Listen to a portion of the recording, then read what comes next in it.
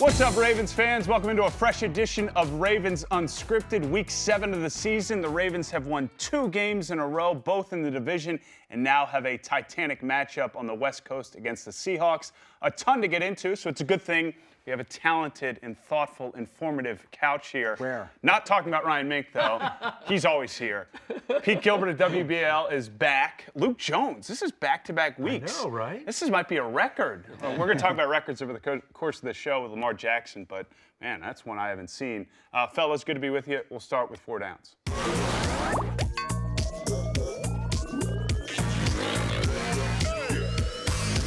Mink, I kid. I know you learn a lot from every game, and you're going to bring all the information we need. So you get first crack at this. The win over the Bengals, what did you take away from it? And has been in your mind over the past couple days? I think it's that the Ravens still aren't playing their best football yet. You know, they still have some issues that haven't gone away and that we still saw against Cincinnati. The pass rush, you know, is still having trouble getting to quarterbacks. It didn't come until late in the game when they were really dropping back and knew they were passing. So they have to figure something out with the pass rush eventually, or maybe they're not going to at some other point, at any point, and they have to mask that. But this team is too talented to be playing that close with the Bengals. They made too many mistakes on offense, and that's been a little bit of a bugaboo in recent weeks. The defense isn't getting enough pass rush, isn't making enough splash plays, and we had special teams issues. So there's still things to work out, but they won. And at the end of the day, that's the most important thing. You have to be a team that wins even when you don't play your best. Miami aside, they tend to play to the level of competition is what we've seen throughout the year, and they did that against the Bengals. I mean, it's shocking, though, that you can literally double their yards, and you can double the time of possession and still have to recover an onside kick to save the game at the end. It I mean, does sometimes feel like that's the crazy. league, too, though, and you've been around it enough. And this year we've seen blowouts, but it always seems to be within 10 points. The first 3 times they had the ball, touchdown, field goal, I mean, they should have been able to 45, 50 points and win by 3 touchdowns. It was surprising to me that it came down to that. Josh Bynes, LJ Fort, Jihad Ward all played not just snaps, but extensive snaps. I think it's a sign that the Ravens are willing to continue to keep mixing it up, trying to find that right fit on defense. That was one of my big takeaways as well. Yeah, we're going to get into that defense on 3rd down, but 2nd down here, Pete, Lamar Jackson. It's not just because he's the quarterback that we need to talk about him at the top of the show each week. He keeps doing things that we haven't seen before. And this week, it was the combination of the running and the passing, setting some numbers that this league hasn't seen, at least in the regular season. What do you think is most important about his performance specifically against Cincinnati? Well, you know, when they drafted him, you know, everyone had to talk about, okay, well, he's not going to be able to do what he did in college, because you can't run that much in the NFL. They drafted him because he can run. They didn't draft him to throw the ball 40 times. That is a significant part of who he is as a quarterback, and at least for the next couple of years is going to remain so. That's who he is, and they built the offense around it. Is he going to get hurt doing that? I don't know, but you look around, guys getting hurt in the pocket, taking hits from the side that they don't see all the time. Every hit he's taken, he looks like Plastic Man. He bounces right back up and is fine. So it's who he is. They built it around him. People that are complaining or worried about the running, look, right or wrong, that's it, and it's not going to change. Let's look at what opponents say after each game when they face Lamar. Well, Zach Taylor's like, I never seen anything like this. It's unreal. I mean, I've never seen so many players call another player special in my life. I mean, Lamar Jackson is a special, special player. And let's just all sit back and appreciate that, because he carried this offense on his back. I mean, what would this offense be without Lamar Jackson? I have no clue. I mean, he is the way he runs is unlike anything I've ever seen. The juke moves he puts on, he makes professional athletes look silly at times. That's every week. That's not an easy thing to do. So let's all appreciate what he's bringing to this offense. And I'll use the dirty word, Luke, here, is sustainable. And that's the one that's been thrown out constantly. At what point during this season, or does it go beyond this season, that fans can confidently say this is sustainable and this is what this will be going forward? As long as he stays upright. I mean, that's the risk that any player who takes the field on any given Sunday kind of faces. But how many yards is he on pace to throw for this year? Over 4,000, right? Yep. So as much as we're talking about the running, and that was the big thing that really cost the Cincinnati Bengals and the Ravens. Going into that game, Lamar Jackson was told by Greg Roman, hey, have your running shoes on because they can't set the edge, they can't protect the edge. but Lamar made the throws that were available to him. It wasn't phenomenal, but he took what the defense was giving him, and that's been the case most weeks throwing the football. So we talk about the running, he sets records, I get that, but we've seen him continue to make strides as a passer as well, and that's the key for the big picture in my mind. Third down here, and Luke, you started this conversation, so why don't you tee it back up? The defense and the decisions that were made schematically, and the personnel is continuing to shift based off of poor performance and injuries. What should fans think about where this defense is with the way they played against the Bengals, who this season are the Bengals? Well, I think we understand that they haven't faced the toughest offenses the last couple And they of weeks. will. But I'll go back Yeah. to something we mentioned last week, slowing that heartbeat a little bit, that down-to-down consistency that I think Josh Bynes has given them. They had LJ Fort in the mix at inside linebacker as well. Can they just become more consistent and limit some of those big plays?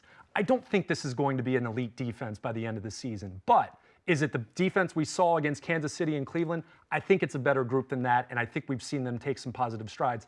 Now the challenge is you are going up against more difficult offenses in the coming weeks, and we'll find out then. Right. It doesn't matter who you're playing if you're blowing coverages and leaving guys wide open. The Bengals would have hit wide open receivers if they had them. So just by the fact that they're not doing that anymore means they're a better defense. Now, are they a good enough defense to slow down a top offense like you're going to get with the Seahawks and the Patriots after that? That remains to be seen, I think, because some of these players, the further you go down the bench, obviously the weaker your defense will get. I do think that over time, once they get Jimmy Smith on the field and all that, they will gradually improve and they'll figure things out. But I agree with you, Luke. It's going to be tough for them to finish as a top 5 defense at this point. I commend Eric DeCosta for going out and getting those guys that you mentioned. But if I'm Kenny Young, Chris Board, I got to look in the mirror and think, wow, they had to go out and get guys that were not on rosters to play for me right now. And there's some soul searching going on there. All right, fourth down. The helmet's right there. We've kind of danced around it. Pete, first crack at this. When you look at the Seahawks game, there's the Earl Thomas return. There's facing Russell Wilson. The atmosphere there is electric. What should be top of mind? Well, the Ravens have never won there. So that would be something to go there and accomplish that at this point. Obviously, it's a big week for Earl. I want to see them play to the level of competition, go up and say, we can be a contender, not just for the AFC North, but maybe to win a game in the playoffs and go a little bit further. And this is the first of a long stretch where they're going to have great opportunities to try and prove just that. It's funny looking at these two teams. You think of Ravens, defensive tradition, the Legion of Boom in Seattle, but both of these teams have similar profiles in that their offense has been driving the train. Yeah. It's the offense that's really been the key to their success. Well, I think it'll also be interesting watching Lamar and Russell Wilson on the field. 2 MVP possibilities on the same field, proving that a dual-threat quarterback can have a lot of success in the NFL. Yeah, you'll learn a lot about yourself making that long trip to Seattle and playing in that environment. Still a lot to sort through. We're going to do that next with issue or non-issue.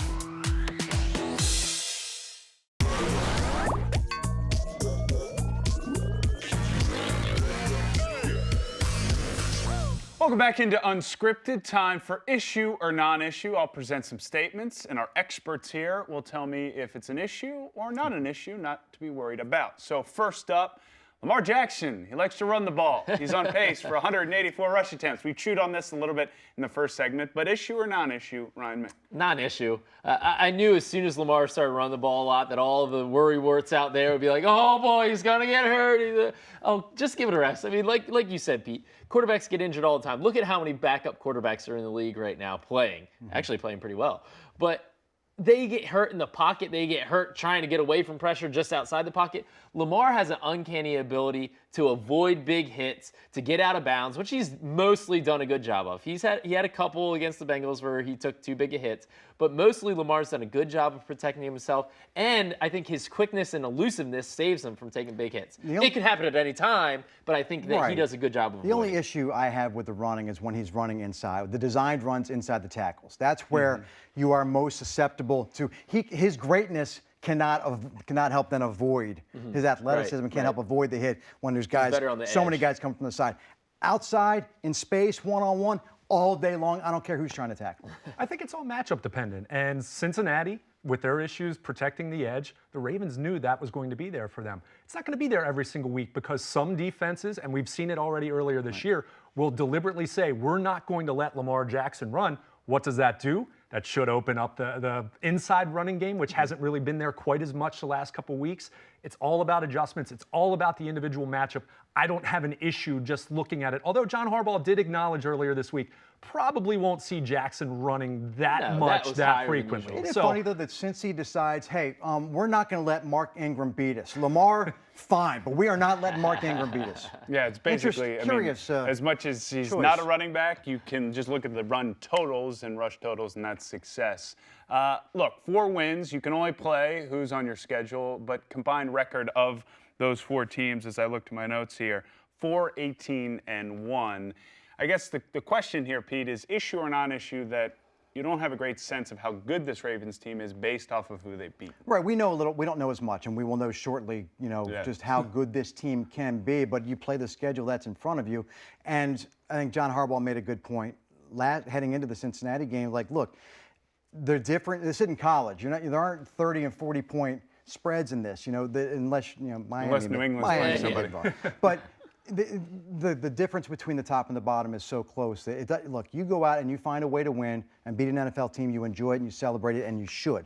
Now, that will be a tougher task coming up the next couple of weeks, and we will know really probably there's 2 games and a bye, and so the next 3 weeks we'll see, if this team is ready to contend or how much they have to do before a trade deadline to try and see if they can add to it or say this year, maybe our window's better next year. I think at some point the Ravens will have to beat good teams to make the playoffs. To be a good team, you got to beat the good teams, and they're doing a good job of beating the teams that they should. You went on the road in Pittsburgh and it ended up pulling it out against a 3rd-string quarterback. You beat the Bengals, you beat Arizona, you beat Miami. That takes you a long way. But I think this year, to get in the playoffs, even in a weaker AFC, because of how hard the Ravens' schedule is, there's not too many more gimmies left on the schedule. They're going to have to beat a good team. So when you look at the Seattle game, New England, Houston down the line, 49ers, they're going to have to win 1 or 2 of those at least, I think, to make it. They're coming off 3 straight division games, which I know the AFC North is not the powerhouse that many thought it might be. But you never take those games for granted. And I think most of us, even those that were higher on the Ravens than your typical prognosticator, probably looked at those first 6 games and would have said, I think the Ravens will be 4-2. Maybe you flip the Pittsburgh and Cleveland games, but I think the Ravens have done what they are supposed to do to this point. But, of course, the schedule will pick up. So if I'm reading the couch here, it sounds a lot like to be determined on this issue or non-issue. We'll find out in a couple weeks here. Last one, the pass rush. We're really playing the hits right now in terms of storylines facing this team. Luke, 11 sacks, tied for 24th in the league in terms of totals. Is this an issue or non-issue? I mean, it has to be an issue. We've talked about it every single week. We talked about it in the offseason. But one thing I will say that I think is a sign of, to maybe be a little encouraged, you're seeing Wink Martindale trying so many different things. They had some packages on Sunday where they had 4 outside linebackers on the field at once. So they're recognizing that they can't just do it with a straight-up 4-man rush. That's an issue, but at least if you're trying some different things, you're trying to scheme, you're trying to deceive, maybe as the year goes on, you can just maybe get situational pressure when you really, really need it. To me, this could go 1 of 2 ways. The Ravens could make a move at the trade deadline and make this a non-issue potentially, or it could become more of an issue because as the year goes on, Pernell McPhee is going to have more snaps on those knees, and it could get worse from here. Jalen Ferguson is starting to get an opportunity. He's still waiting to see if he can take advantage of it. I mean, he late NCAA record all time in sacks. Has Sack Daddy in a Twitter profile. Like to see him get a little closer to that quarterback. And he's getting there. And you do have to give Tyus Bowser some credit too.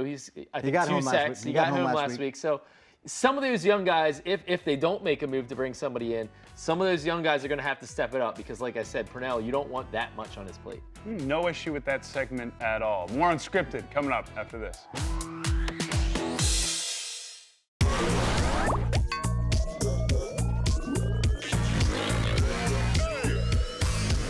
Welcome back in. We're standing up. That's the big screen. It must mean Ravens mailbag time. Make sure to tweet your question using the hashtag Ravens mailbag, and you could have it up here on the big screen. First tweet coming from Michael. What were your thoughts on the safety rotation in the game against the Bengals? Luke, obviously this will change a little bit with the Deshaun Elliott injury. It does, but I really liked what they did from the standpoint of they've had so many concerns at inside linebacker over the last few weeks. Take them off the field in obvious passing situations. So we saw Chuck Clark, we saw Anthony Levine playing in the box. They brought Deshaun Elliott back to play safety next to Earl Thomas. It worked out well. Is it going to be a possibility moving forward? We'll see who fits into that safety group, but I really liked what they did. All right, let's keep it rolling. Next tweet coming in from Cameron. Mink, what will the defense do to stop Russell Wilson and the Seahawks offense? Pretty basic, but a tough question to answer. I mean, Russell Wilson's the MVP candidate, so it's not going to be easy. I look at the Seahawks offense a lot like I look at the Ravens offense. You have to stop the run first. Chris Carson, their running back, is 5th in the NFL in rushing yards. It has to start there. You get Russell Wilson in 3rd, 2nd, and longs. Not saying that that's a guaranteed win by any stretch of the imagination, but you have to do that first, and then you have to keep Russell Wilson contained a little bit. I actually think that plays well into the Ravens' pass rush. It's not like you're going to get probably a ton of sacks on him anyway, but just keep him contained, keep him from beating you with his legs, and you're at least one up. Go ahead, Luke. Seattle likes to run the football. Yeah. What's funny, when you look at it yards per carry, they're kind of middle of the pack. Yeah. One of the criticisms of that offense the last few years has been, why isn't Russell Wilson throwing the ball more? So while I agree with you, I'm not sure making them one-dimensional is necessarily the best thing with the way he's playing right now. All right, last tweet, and this one's for one Pete Gilbert. We saved the best for last. Dylan wants to know, we've heard all offseason about this offense being revolutionary. Do you guys think we'll see some things in the coming weeks against tougher opponents that we haven't seen yet? Is there something in the bag for Greg Roman here? You hope there's a little bit in the bag. They certainly haven't shown the entire playbook, but in terms of a revolutionary offense, one of the things that is interesting, for the first time ever, Lamar Jackson is a FedEx Ground nominee for Ground Player of the Week. I mean, as a quarterback, that's never happened before. When they can have an offense that is built around like it was a week ago, where you want him to run the ball 17 times, 2 kneel downs, or you can have it like Miami, where he can barely run and throw the ball down the field. That's, I think, what John Harbaugh is trying to make the point of. They can do many different things, whereas before they had been so really one-dimensional. Guys, quickly. Got to find a way to get the downfield passing game going a little bit more with tougher opponents in the coming weeks. Yeah, I think Greg Roman's scheme is definitely revolutionary. A lot of moving pieces there. I think that's primarily where they're really, and Lamar, of course, where they're really new and something we haven't ever seen before. Keep these great questions coming using the hashtag #RavensMailbag. Coming up, Soapbox here on Unscripted.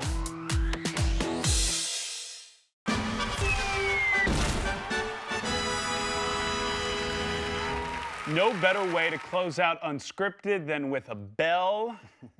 It's not going to ding. There we go. And a little soapbox. You know how this works. The guys step up in front of the spotlight and give their opinion for 30 seconds. Pete Gilbert, the most experienced sportscaster on this couch. Kick us off, sir. 3, 2, and 1. It's about the ties that binds. While the Ravens were losing to the Cleveland Browns a few weeks ago, Josh Bynes was playing golf. He was literally at the same time on the golf course. A week later, 5 tackles and a pick against Pittsburgh in a victory. The following week, 3 more tackles, a tackle for loss, and he forced another turnover, tipping a pass. Utterly remarkable that he could come off the street, be that prepared, be in shape enough to get that done. I can't recall a situation where somebody stepped up that hadn't played since last November to jump on the 5 field seconds. and get it done was remarkable. 3, C.J. 2, Mosley is the reason he left 1. initially, and his departure then is the reason Josh Bynes is back. Oh, Sorry. Pete. 32? I mean, you've worked in news. Good, We got to though. go get to That was good.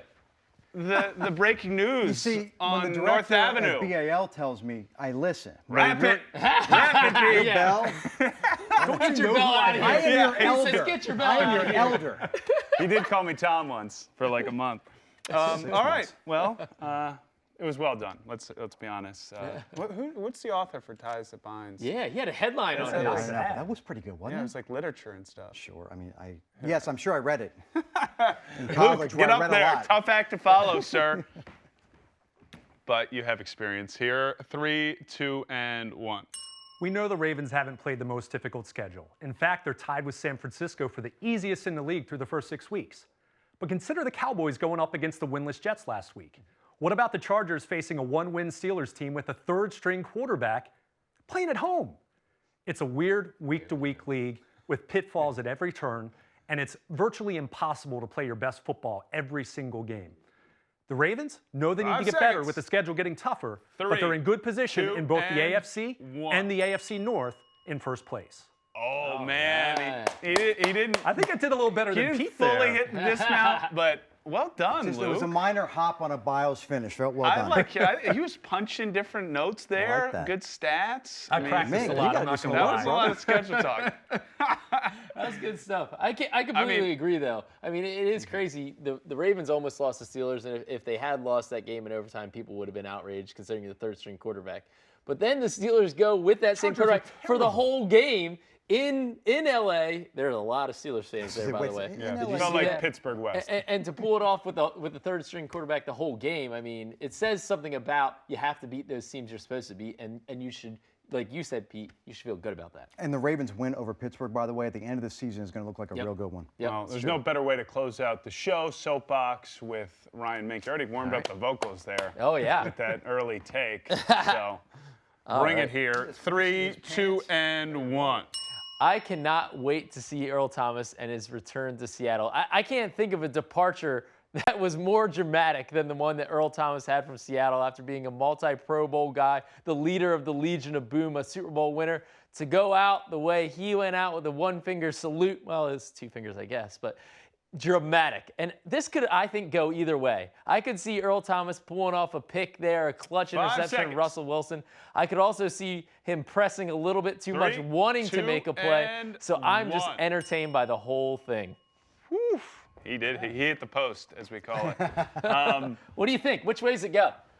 Does he get the pick or does he press too much to get the pick? I like the fact because we talked about Seattle and their offense and how Russell Wilson's played. We didn't really mention Earl Thomas played with those guys for 7 years. So knows what's going on. You know there's some intel One behind shot meeting here, rooms Pete. and Been waiting 10 for Earl seconds. Thomas to have that signature moment and play as a Raven. What a great opportunity this week. Well, this was a great opportunity to be on the couch with some good dudes. Have a fun weekend. You get the early window to watch the rest of the league and then stay around for Seahawks Ravens. Enjoy it, everybody. We'll be right back here next week.